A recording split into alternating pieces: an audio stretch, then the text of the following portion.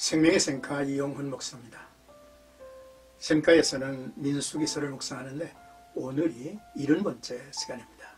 27장 1절에서 11절까지 남자가 없는 가정이라는 주제이죠. 가나안 땅에서 기업은 하나님의 약속과 그에 대한 믿음과 밀접한 관계가 있습니다. 기업이 없다는 것은 하나님의 거룩한 공동체에서 끊어짐을 의미하기 때문이죠. 오늘 단락은 땅의 기업을 받을 남자가 없는 므낫세 지파 슬로브앗 5딸들이 모세에게 기업 분배를 요구하는 내용이죠. 오늘의 말씀을 읽으며 다음 사항을 생각하며 묵상하시기 권합니다. 첫째는 남자와 여자의 인권이 동등함을 보여주는 대표적 사례라고 하는 사실이고요. 둘째, 하나님의 법은 인간을 사랑하시는 의지가 담겨 있다는 것입니다. 셋째, 하나님의 기업은 남녀, 사회적 신분 또는 인종에 관계없이 약속을 바라는 믿음에 달려있다는 것입니다. 그래서 오늘 우리가 차별 없이 구원의 축복을 누리게 되었다는 사실이죠. 오늘 본문을 살펴보겠습니다. 먼저 1절에서 4절까지는 우리에게 기업을 주소서 하매라는 내용인데요. 히브리인들에게 땅을 기업으로 받는 것은 받은 자의 존재를 말하는 것이죠. 그러므로 그 땅을 유업으로 받는 아들은 아버지의 존재를 보존하는 것입니다.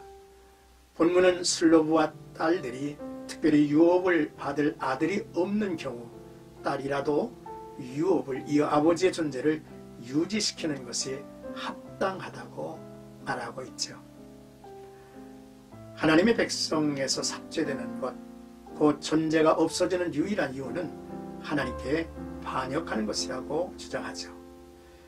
그런데 자신들의 아버지는 하나님의 대언자인 모세와 아론을 반역하여 하나님을 거역하는 죄를 지었던 호라의 무리에 들지 않았음을 지적하죠. 그러므로 유업을 받을 아들이 없다고 아버지의 존재가 종족 중에 삭제되는 것은 합당하지 않다고 문제를 제시하고 있는 것입니다. 이제 5절, 모세가 그 사연을 여호와께 아뢰입니다. 슬로브앗 딸들의 주장은 그 당시 사회의 관례에서는 받아들이기 힘든 것이었죠. 그러나 모세는 사회적 관계로 이 여인들의 의견을 판단하거나 무시하지 않았습니다. 그리고 이 문제를 들고 하나님께 나아갔죠. 그리고 기도했습니다. 하나님께서 일러주실 것임을 기대했죠.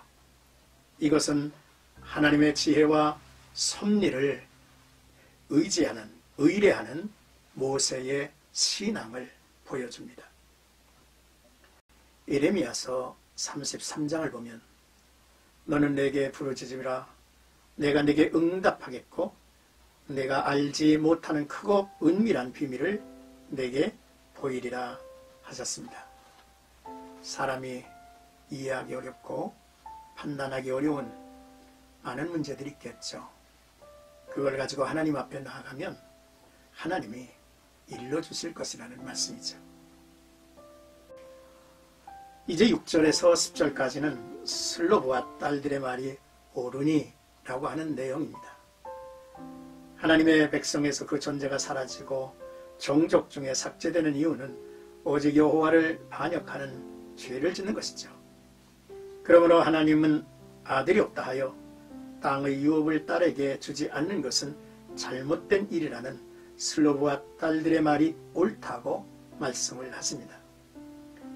그리고 하나님은 무자하여 유업을 받을 딸도 없을 경우 땅을 그 아버지 형제에게 나누어주고 아비의 형제도 없으면 가까운 친척에게 주어 땅을 보존하라고 하십니다. 이렇게 아버지의 유업을 이어받아 종족에서 삭제되어지는 일이 없도록 하셨죠. 이것은 하나님의 땅의 분배 원칙이 아들과 딸, 남자와 여자의 성의 문제가 아니고 모두에게 골고루 분배되어야 함을 말하고 있음입니다. 이는 또한 구속사적 관점에서 하나님의 나라는 믿음으로 누구나 차별 없이 들어갈 수 있다는 것을 말해주고 있는 말씀입니다. 사랑하는 생각가족 여러분, 먼저 사람은 모두가 평등하다라고 하는 것을 잊지 말아야 합니다. 다만 하나님은 남자와 여자를 지으시고 또한 각각 사람마다 직임과 역할을 맡겨주심으로 온전한 공동체를 세워간다라는 말씀이죠. 둘째, 하나님의 율법은 이스라엘 사람들에게만이 아니라 온 인류에게 주신 사랑의 법으로서 그 목적은 축복이라는 것이죠. 셋째, 우리가 하나님께 나아감에 있어서 필요한 것은 그의 약속을 믿음으로 순종하는 것이다 라고 하는 내용입니다. 끝으로 사람의 지혜로 풀지 못하는 것들은 하나님께 기도하여 그의 가르침을 받아야 한다는 말씀입니다.